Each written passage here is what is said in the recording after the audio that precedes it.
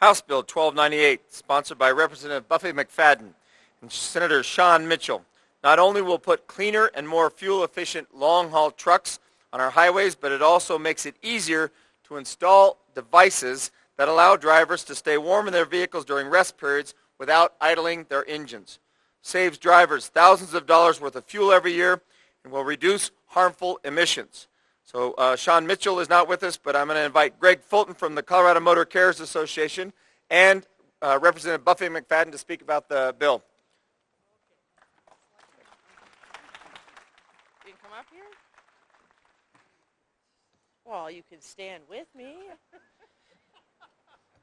Jeez, Greg, I've been standing with you for years. Anyway, House Bill 1298. Greg, we can now say we're not Don Quixote anymore.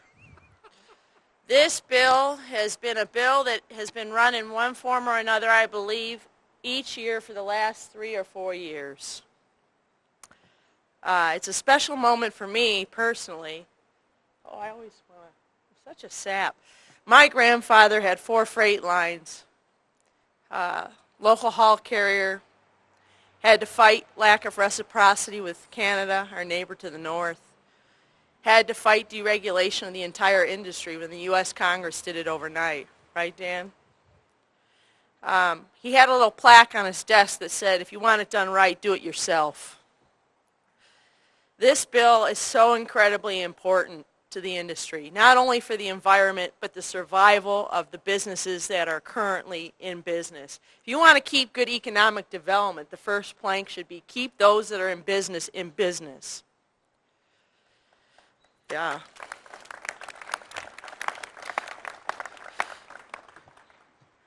I had a little discussion with the Speaker of the House, Terrence Carroll, about the recent report that it was shocking to find out that motor carriers were registering vehicles out of state.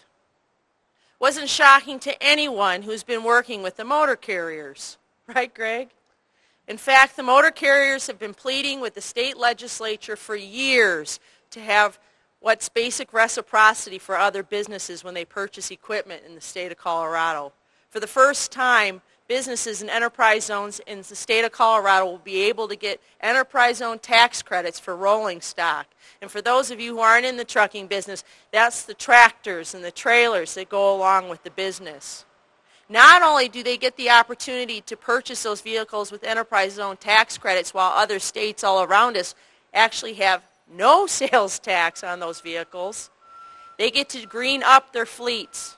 Dan Coleman, a fuel hauler, his company's got his name right on it, Coleman Fuel Hauling. He testified in committee that an alternative power unit, also known as an APU, instead of having a tractor rev all night to keep that driver warm or cool, using 10 gallons of fuel an evening overnight, will only use 1 gallon.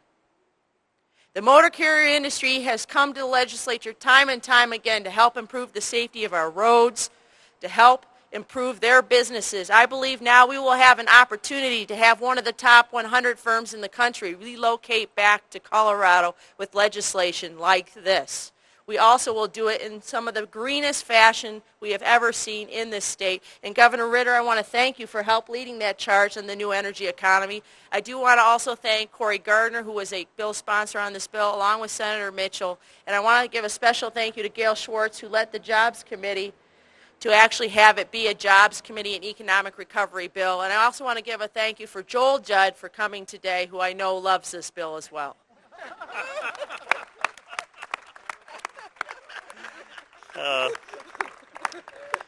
Thank you, and thank you for the opportunity. I'm Greg Fulton. I'm the president of the Colorado Motor Carriers. And first, I do want to thank the governor for signing this bill. And, we appreciate his efforts and his staff's efforts on it. But I particularly wanted to recognize our primary sponsor, which is Buffy McFadden. She's been a champion for our industry, but also a champion for working people throughout the state. And I think we couldn't ask for a better person, actually, who could be our sponsor on this.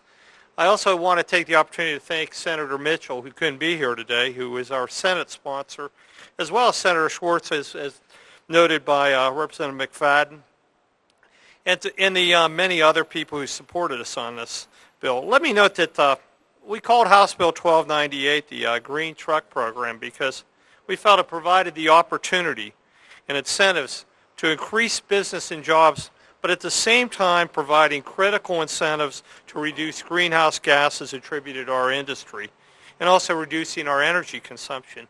We believe that this legislation shows more than anything else that we can obtain growth and at the same time improve our environment. And I think, this, comes with some of the ideas, I think, from the governor and others in terms of trying to think outside the box. How can we achieve both ends and make things grow? We hope to really turn around what has been, unfortunately, a downward trend in our industry where we've lost 28,000 jobs in the last 10 years. We hope to actually see that now, when this is fully implemented, starting to turn around. Once again, let me thank the folks there. Let me also thank, I've got my Vice Chairman, Dan Coleman, and our overall group who've stayed within this state despite actually what I would say is a very tough economic environment versus surrounding states, but they've stayed with the state. They're loyal. They want to stay here. We look forward to the future. Thank you very much, and thank you again, Governor, for signing this.